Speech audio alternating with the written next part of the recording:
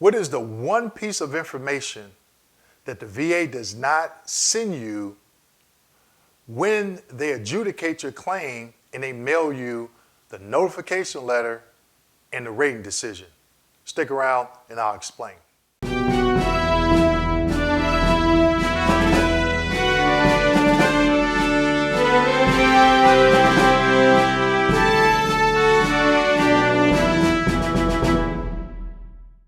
Hello everyone and welcome back to my channel. Dwayne Kimball, owner and founder of KMD 89, the VA Claims Consulting, and I'm a United States Army veteran. Today, I'm going to be sharing with you a piece of information / evidence that the VA does not send you every time they adjudicate your claim. And you receive that notification letter and the rating decision in the mail, they always leave something out, okay?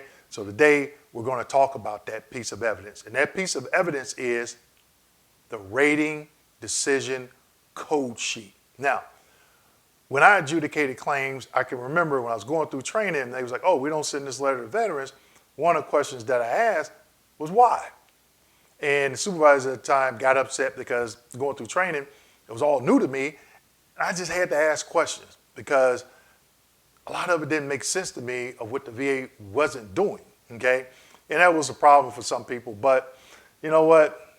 Did I care? Nah, still asked the questions anyway. But the rating code sheet, there's a lot of information on there, and I'm gonna show you, but towards the end of this video, I'm gonna share with you how you can get some information, the same information that's on this rating code sheet in real time and don't have to wait on receiving your VA claims folder in the mail. So as always, I got a slide that I'm going to show you. So I had to hit you with another slide, okay? So let's hop into it. Slide number one.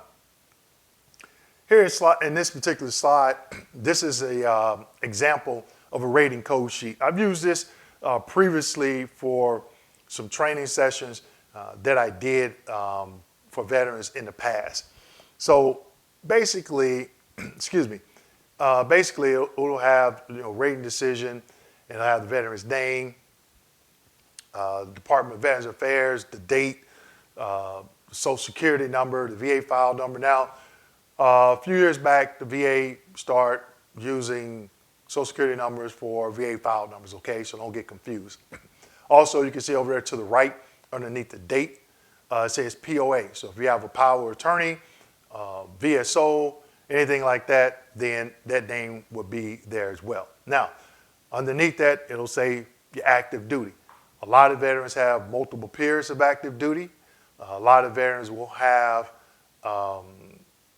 different branches of service that they serve, and the character of discharge. It'll have all of those periods along with the character of discharge, right? Any legacy codes. But what I have highlighted in red there is future exam date. If you have a future exam date, the month and year will go in that box, okay?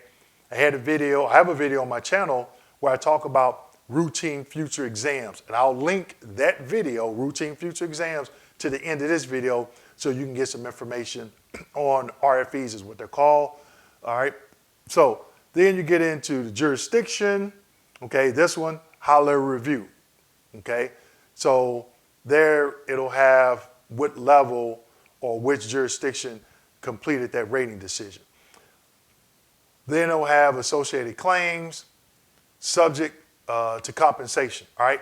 So this is probably the most important part of the rating code sheet because it lists everything that you're service connected for, the percentage, the effective date, and the diagnostic codes.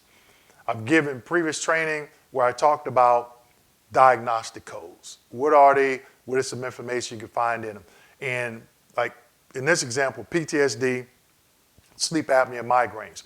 So you can see the veteran for PTSD was at 50% on October 11, 2016. At some point, either they had a routine future exam and or they came in for an increase and they met the 70% criteria effective June 21st, 2019, all right? Then sleep apnea, we all know the 50%. That's the highest you're gonna get for that. The migraines, 50%. That's the highest you're going to get for that, and the effective date. Then it gives the combined evaluation for compensation. So you can see that there's a stage percentage there because they have to put, okay, 50% from this day, 70% from this day, 100% from this particular date, all right? Then it gets into the ancillary decisions. In this case, Chapter 35. There are other ancillary decisions out there that will fall under this. Now, what I didn't put on here is there is a section that also names the non-service connected conditions, meaning conditions that the veteran claimed but were denied. Also, what I didn't put in here is if you have any SMCs, special monthly compensation, the codes will be here on this code sheet. All right? So you definitely want to know what is a rating code sheet and what information is in it, especially if you have conditions that you were approved for or granted service connection, okay? I've seen some rating decisions rating code sheets where it was 20 claim conditions and all of them were denied. Every single one of them was denied, okay? I've seen some code sheets that were 1 page long. I've seen some that were 3 or 4 pages long because it's going to be based on the number of conditions that were approved, the number of conditions that were denied, the combination evaluation, because if the veteran was working on their claim over the period of time, they could be at 50%, and then at 70, go back to 50, go to 70, maybe drop back down to 40, and then go back to 80, and then 90, and then 100. I've seen that, okay? And that will lengthen the rating code sheet, which I'm not saying is a bad thing, okay, but just understanding the information that's in there. But this is a document that every time an adjudicator completes a rating decision, this is generated as well, okay? So you definitely want to make yourself aware of it and become educated on it. Now, why doesn't the VA send this out?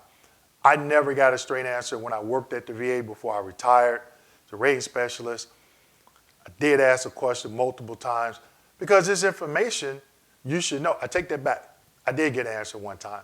Made no sense to me, okay? Here's why. They said, oh, it has the veteran's Social Security number on it. And I got to thinking, if you look at the first page of the rating decision that they do send you, the veteran's Social Security number is on there.